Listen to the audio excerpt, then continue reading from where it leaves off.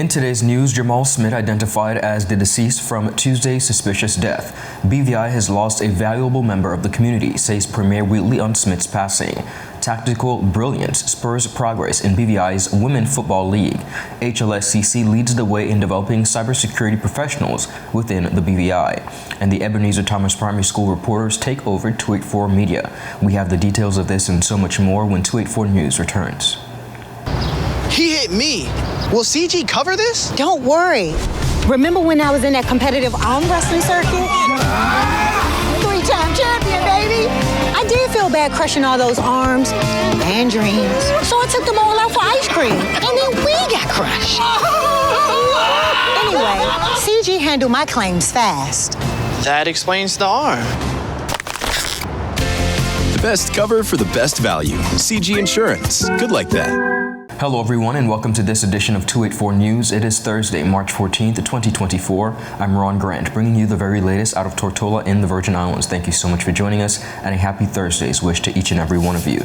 Beginning our newscast, the Royal Virgin Islands Police Force has confirmed the tragic demise of local attorney Jamal Smith, whose lifeless body was discovered at his Manual Reef residence on Tuesday night with apparent gunshot wounds. The incident, described as suspicious, and I quote, by authorities, has prompted a comprehensive investigation into the circumstances surrounding the death of the 46-year-old male. Smith's untimely demise was revealed after a thorough search conducted by police following reports of a shooting received via the 911 call center on Monday, March 11th at approximately 7:30 p.m. Initial reports indicated the incident occurred in the Manual Reef area, prompting officers and an ambulance to respond swiftly. However, upon arrival, police said no evidence of foul play was discovered at the reported location. Police said subsequent investigations led authorities to Smith's residence in the Manual Reef Hill area on Tuesday, where his body was found. They said, and I quote, he was pronounced dead at the scene. In response to the incident, the Royal Virgin Islands Police Force has assured the public of their commitment to conducting a thorough and timely investigation. They have urged anyone with information, regardless of how insignificant it may seem, to come forward and assist in the investigation. Individuals can provide information anonymously through the Crime Stoppers line at 800-8477 or by contacting the Royal Virgin Islands Police Force Intelligence Unit at 368-9339. This revelation has sent shockwaves through the BVI community, as Smith was a well-known and respected attorney within the legal fraternity. Residents across the territory have since commenced sending condolences to the family and friends of Smith. Acting Governor David D. Archer was one of the many as he issued his condolences in an official statement on Wednesday. Archer said Smith will be remembered for his stalwart work as a prominent member of the Virgin Islands legal community who gave many years of service to the territory by serving on a number of boards, including the Labor Arbitration Tribunal. And in a heartfelt address to the territory on Wednesday, Premier Dr. the Honorable Natalia D. Wheatley extended condolences to the family and loved ones of the late Jamal Smith, the BVI's first homicide of 2024. Premier Wheatley said Smith's untimely departure has left a profound void in the Virgin Islands, as he was revered as a talented legal professional and dedicated community leader. As the founder of the Thornton Smith, a renowned law firm specializing in corporate law and intellectual property rights, Smith was widely respected for his expertise and integrity. Premier Wheatley also noted that Smith's contributions extended beyond the legal realm, as he served the Virgin Islands in various public capacities, including chairman of the Social Security Board and Labor Department tribunals, member of the Board of Directors of the National Bank of the Virgin Islands, and Board of Governors of the H. Lavie Stout Community College. On Monday night, the Virgin Islands experienced a senseless and deeply disturbing act of gun violence. Not only was Jamal Smith a prominent attorney and the former head of the Labor Tribunal, but he was my friend. I take this opportunity to extend heartfelt condolences to his family, friends, and the members of the legal community on his tragic passing. Today, the National Security Council met, where we received an urgent briefing on the incident. I have been assured by the police commissioner that they are doing all within their power to ensure that justice is done. As elected leader of the government of the Virgin Islands, I continue to urge the United Kingdom government to to uphold their constitutional responsibility to support and protect the people of the Virgin Islands. As a member of the National Security Council, I will continue to deliberate strategically on approaches to confronting and eradicating the scourge of crime. As Minister of Finance and a legislator, I continue to be committed to provide the necessary resources to protect our communities and our people. Premier Whitley expressed prayers for the eternal rest of Mr. Smith's soul and offered solace to his grieving family members. He also took the opportunity to condemn violence and crime, reaffirming the Virgin Islands' commitment to restoring peace and tranquility to the territory. I call on the members of the community who may have pertinent information to cooperate with the police.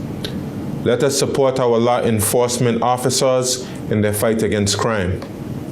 In the meantime, I offer prayers for the family of Jamal and hope that God gives his families and loved ones comfort and strength during this difficult time. Governor of the Virgin Islands, His Excellency Daniel Pruce, has approved deportation orders for 2 men convicted in separate firearm-related incidents in the Virgin Islands. The decisions were dated March 8th, were published in an extraordinary edition of the Gazette on March 13th. The men facing removal from the territory are Roget Antonel Simon and Paige Sher Chan Weeks. Simon was arrested in March of 2021 and subsequently convicted of carrying a firearm without a license contrary to the Firearms Heirs Gun Act, giving false name and address contrary to the Criminal Code, and illegal entry contrary to the Immigration and Passport Act. Meanwhile, Weeks was arrested in 2020 and convicted in June of 2021 of keeping an unlicensed firearm contrary to the Firearms Heirs Guns Act and possession of a controlled drug contrary to the Drug Prevention of Misuse Act. In both cases, the governor determined that the continued presence in the Virgin Islands by these 2 individuals would be undesirable and not conducive to the public good. After consulting with the Chief Immigration Officer, the deportation orders stipulate that Simon and Weeks must be placed on the first available outbound ship or aircraft leaving the territory. They will remain detained until their departure. However, the men have a 7-day window to submit written appeals against the deportation decisions to the governor. The Women's National League in the British Virgin Islands has been witnessing a remarkable surge in performance thanks to the inclusion of tactical skills to complement the existing technical skills. James Beard, head of women's football and coach of the British Virgin Islands senior women's football team, highlighted the development, placing emphasis on the impact that the inclusion of tactical skills has on the transformation of the league into a competitive tournament. Virgin Gorda United, echoing the success of their male counterparts, currently leads the league standings with an impressive 16 points, despite suffering a narrow defeat to rivals Avengers FC. The Avengers' victory, spurred by Lil Makeda Foy's decisive penalty, showcased the intense competition brewing within the league as teams via the top spot. Not far behind, Wolves FC occupies the second spot with 13 points following a convincing 2-0 triumph, and Positive FC. Reflecting on the league's progress, Baird emphasized the positive impact of integrating tactical strategies into the players' skill set. He noted a noticeable increase in determination and desire among the athletes, attributing this to the growing cadre of qualified coaches and administrators within the Football Association. He said, and I quote, "What I like so far is there is lots of competition and the girls are having fun. Teams are also beginning to establish themselves, playing within systems and generally looking to improve.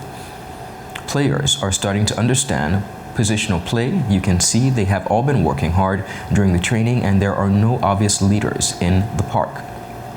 Baird also highlighted the integration of young players alongside seasoned veterans, a testament, he said, to the inclusive and developmental attitude permeating the league. He said this synergy between experience and youthful enthusiasm bodies well for the future of women's football in the BVI, laying a strong foundation for the development of national teams. And viewers, up next, we have more on the local scene. We'll be right back after a quick commercial break.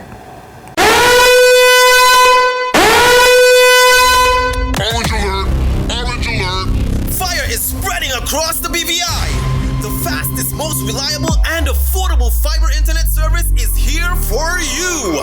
Look out for fire in these new locations: Slaney, Duff Bottom, Manual Reef, Seacows Bay, Albion, Hannah's, Palestina, Pleasant Valley, and Havers.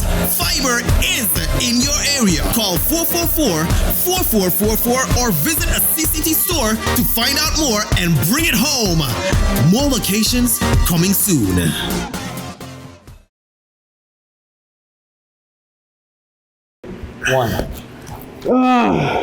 Yep, that's me. You're probably wondering how I got here. My name is Kamal Haynes. Most of you know me from 284 News, but now you get to see me in a different light on my very own show called Health is Wealth. We have Joel Turnbull. I don't want you to arch your back when you're pulling down. Milton McLean. First of all, right, your footwork. Steve Augustine. You did a pretty hard workout today, so perhaps... And as you can see, it's actually... Alonzo Boynes. Taekwondo. Adam Murrows. I'll speak as if you're an absolute beginner. I am an absolute beginner. You are an absolute beginner. And Seth Brame. It bites. It will bite. Get your water, get your fruits and veggies, and experience a wealth of knowledge about getting healthy.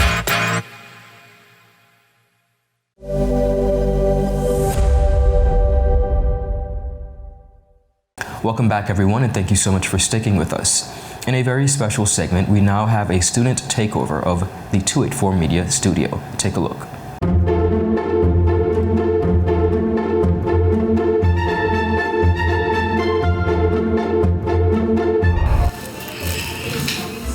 So everyone's gonna get a chance to get comfortable. All right, raise your chin. All right, ready?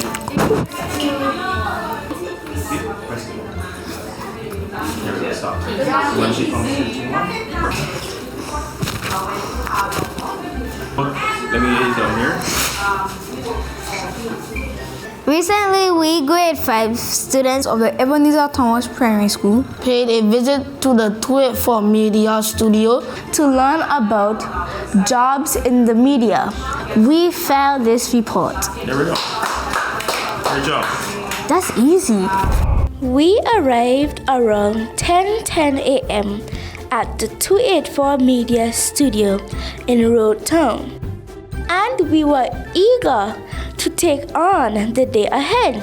Our class was split into 3 groups: reporters, cameras, and editors. We, the reporters group, were led by Jacques Wooden. During this session, we learned about news reports and writing articles, how to do interviews, and other daily activities that take place in the newsroom. We also got the opportunity to use these skills in our very own interviews. We first spoke with our classmates in the editor group about their experience. My name is Sequoia Fraser, and I'm here with Antonio Siberan. How old are you? I'm 10 years old. Okay, so would you say you want to become an editor in the future? Probably. What are you currently learning in this session? On how to edit. Can you give us more details? How to use, how to record and how they make songs and more. So would you say you want to do this as a career? As I said, probably. Hi, my name is Julian Joseph. What's your name? My name is Jonathan Can. Which school do you go to? I go to Ebenezer Thomas and I come here to represent them at 284 Media. Good morning. My name is Walden Charles and welcome to 284 Media. Let's start with your name. I'm Bria Williams. And what school do you attend? I attend Ebenezer Thomas Primary School. How did you feel when you did your speech at House of Assembly? I felt nervous at the start and then I just said it with ease. I said it with ease. Welcome to 284 Media. I would like to have you as my guest. Thank you. You're welcome. So let's start off with which school do you go to? Ebenezer Thomas Primary School. Do you come here to represent them? Yes. Okay, so what is your school about? About children learning every subject in class. What kind of subject do they teach? Language. Nothing else? Language, math, science, social studies, Spanish, music, and dance. That's it. Even though we were in a different group, we also spoke with the camera operators. We were learning about how to hold and record with the camera. What is your name? My name is Shurisma Alexander. What did you learn today? I learned how to operate the cameras and how to interview myself. Hi, my name is Joshua Daniel and I am from Ebenezer Thomas Primary School. What's your name? My name is Chaboy Harrigan and I'm from Ebenezer Thomas Primary School. My name is Francis John Niles. I'm from Ebenezer Thomas Primary School. And you? Hi, Francis Niles. It's a pleasure meeting you. I am Miss McFarlane, the grade 5 teacher of the Ebenezer Thomas Primary School. I want to sleep. Finally, we stepped up to the mic to record our story. The final step before handing over our report to the editors. So when we finish record, I'm gonna bring it over here on my computer and then we're gonna edit it. And y'all gonna tell me what y'all want me to do and I'm gonna do it. Yeah. We then said goodbye to our new friends at 284 Media and set off to our next adventure. For 284 News, my name is Timmy Madeira. Johnny Blade. Kamoya Best. Josiah Harris. In response to the increasing demand of highly skilled cybersecurity professionals in the region, the HLSCC Community College has partnered with the International Information Systems Security Certification Consortium, the world's leading not-for-profit member association for cybersecurity professionals, to help students gain sought-after cybersecurity certifications to increase their employability and job readiness. Take a look at this report. As cyber threats become more sophisticated and pervasive, organizations across the globe are seeking cyber professionals who not only understand the theory and technical aspects of information security, but can also have a practical understanding of strategic security management. President of the HLSCC Community College, Dr. Richard Georges, shared that the college is excited to be working with ISC2 as together they will provide the most recognized cybersecurity certificates in the world. President Georges said, and I quote, "Graduates of the various courses are in demand in the industry worldwide. This partnership will allow us to offer our students to become more employable, and businesses will have the skills they need to deal with cyber attacks." ISC2 Academic Partnership lead Alex Mortimer also expressed delight to be working with HLSCC. Mr. Mortimer shared that ISC2 was attracted to the vision set out by the college, as the ISC2 HLSCC desired to meet the skills need of employers by educating students of various levels through practice-based cybersecurity education. He said, and I quote, "With organizations under constant cyber attack, we must work together to educate everyone. Together, we have developed a cybersecurity career pathway through our certifications for all levels of experience, from cybersecurity certification to certified information systems security professional. These students will have a great experience, as together we will provide all the support they need." Manager of the Center for Professional Development at HLSCC,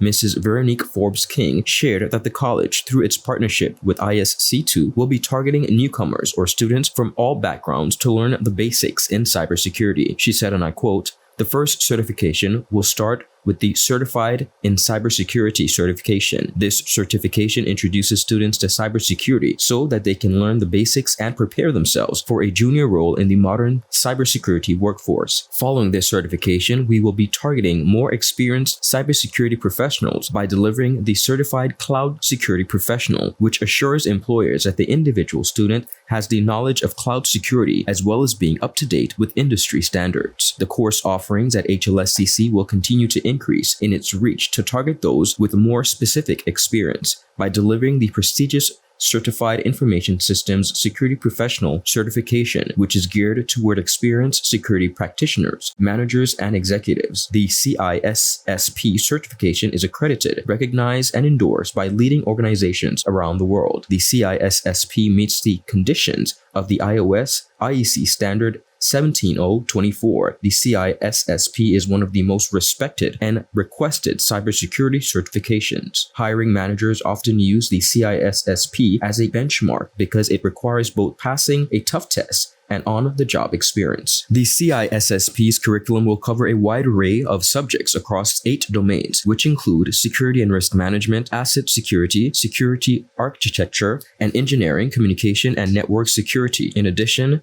identity and access management, security assessment and testing, security operations, and software development security. This comprehensive approach ensures that CISSP professionals have a well-rounded understanding of all facets of information security. The ISC2's mission is to strengthen the influence, diversity, and vitality of the cybersecurity field through advocacy, expertise, and workforce empowerment that accelerates cybersecurity and safety in our interconnected world. And up next, viewers, we have more on the local scene. We'll be right back after a quick commercial break. Hey BVI, I'm Andrea Franz, and I'm here to tell you all about what's coming up next on our year-long Food Fest calendar of events. Up next is Taste of the BVI, happening right here on Virgin Gorda at the Nail Bay Sugar Works historic site. Need ticket information? They're only $100. And remember, 11 participating restaurants, so they're well worth the price. Purchase your tickets at the BVI Tourist Board booth at Waterfront Drive in Tortola or at the St. Thomas Bay Dock on Virgin Gorda. Included in your $100 ticket is transportation from the St. Thomas Bay Dock to the Nail Bay Sugar Works historic site.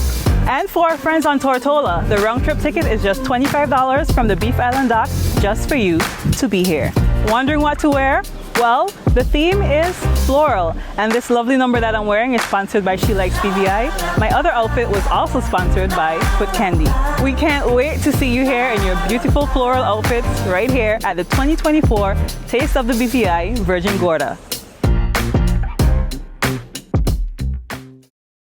At Higher BVI, we're not just about business. We're about empowering lives, and that is because we aspire to inspire. By choosing us, you're supporting a company that believes in equal opportunities, diversity, and community growth.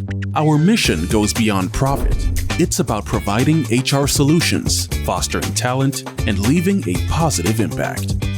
Join us in building a better future, a better BVI. Choose Higher BVI, where your support isn't just a transaction, it's a transformation. Together, we're changing lives in these beautiful Virgin Islands. Welcome back, viewers, and thank you so much for sticking with us. Northwestern State senior JAMALTE Gums has a successful showing in his first outdoor competition of the 2024 season at the MCNEESE COWBOY Relays in Los Angeles over the weekend, winning the men's discus event and placing second in the men's hammer. JAMALTE's second attempt of 49.69 meters in the discus throw pushed him to first, but it was his fourth and sixth attempts that guaranteed him the gold, managing 52.40 meters and a winning 52.68 meters respectively. Second place went to his teammate Taraj Hudson, who had a best throw of 49.69 meters. In the men's hammer, JAMALTE faced some challenges with foul trouble, managing only 2 legal throws. His fourth attempt, reaching 53.71 meters, secured him a well-deserved silver medal. Tyler Chalice of MCNEESE State took the top spot with a winning distance of 54.11 meters. Meanwhile, JAMALTE's twin brother, Jamon Gums, also representing Northwestern State University, made a significant impact at the NCAA Indoor Championships in Boston on Saturday. Jamon's throw of 18.60 meters in the shot put earned him a 13th place finish, placing above the competitors from the Big Ten. This accomplishment secured him a spot as a second-team All-American, making the second consecutive season that a Northwestern State athlete has earned this recognition. Teammate Zacchaeus Baird achieved the same feat in 2023 in the 60-meter dash. Now his performance stood out among the non-power schools, finishing ahead of Liberty's Warren Barrett, who secured the 16th position. Virgin Atlantic has set its sight on offering more affordable flights between options within the Caribbean and Europe, while collaborating with Barbados on an ambitious tourism vision for the island nation to attract increased visitors.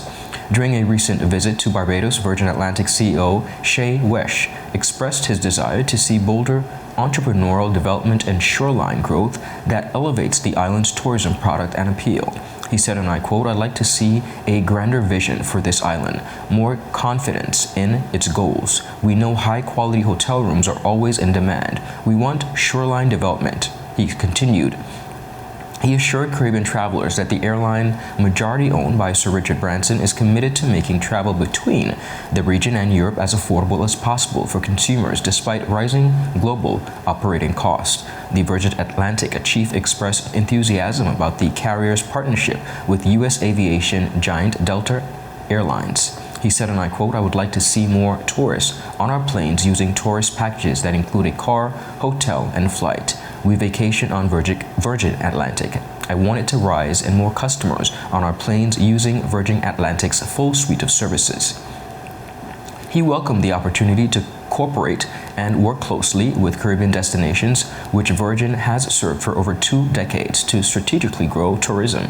West highlighted that plans for the Virgin to align its flights schedule annually with major festivals and events across the Caribbean to facilitate travel in both directions, as well as to maximize aircraft capacities.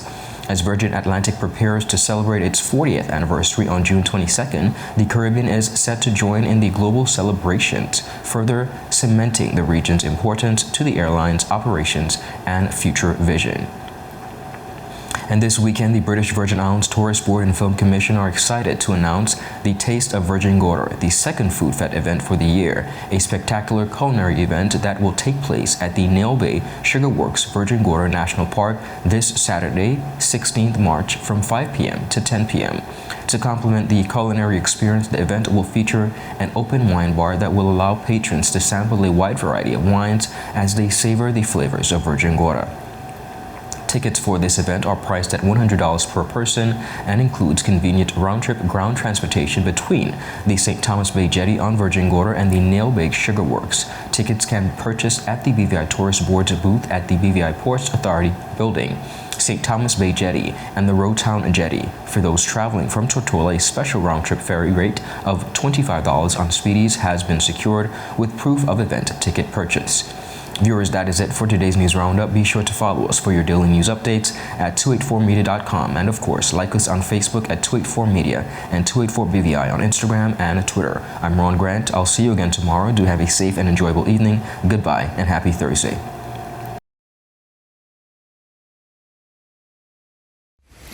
Hey BVI, I'm Andrea Friends, and I'm here to tell you all about what's coming up next on our year-long Food Fest calendar of events.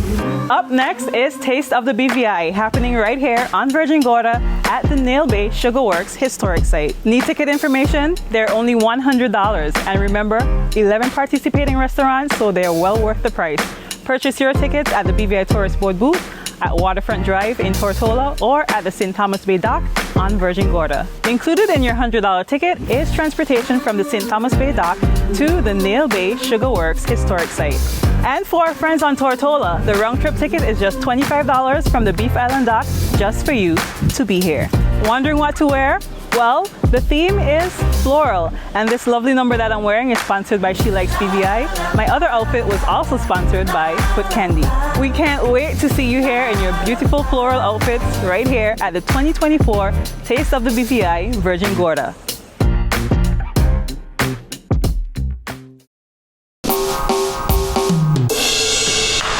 How may I assist you?